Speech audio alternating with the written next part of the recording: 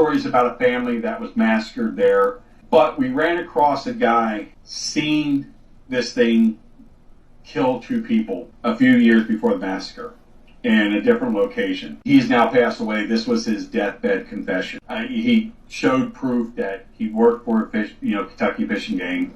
He never worked at LBL, but he always went there to go fishing.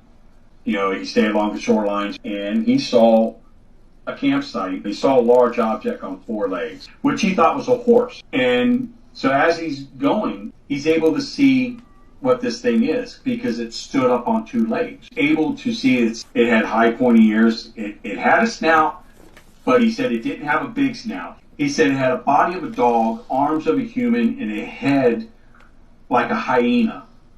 But he also said it had almost like a lion's mane.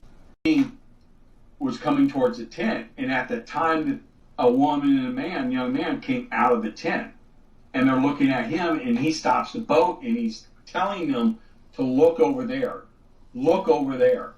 and he's cussing at them, and they're looking at him, telling them to look, and he said this thing just pounced these 2 people on the east of their chest, and he's taking bites at them, and he's sitting there watching it, and he knew there was something there. They all knew that there was something there, but they all thought it was just a bunch of malarkey, like he said, because he never seen anything. He heard the stories. But he said he's watching these 2 people get killed, and he's in shock. He says, I urinated on myself. And I said, well, did you report it? And he goes, no. Every day of his life, that haunted him because their family had no idea what happened. You were an employee with the Kentucky Fish and Wildlife. Absolutely, for 20 years. Okay. So you have cancer, and so this is basically your deathbed confession. Absolutely.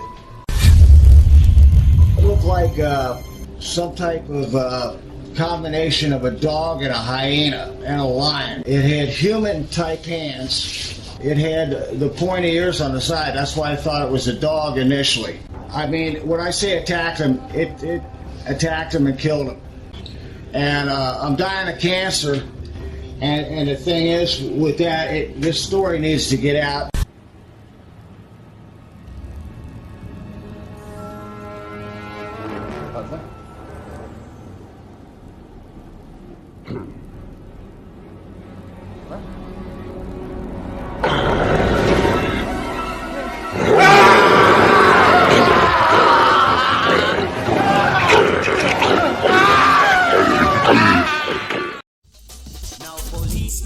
In the streets, I chase down robbers and thieves, but it's an innocent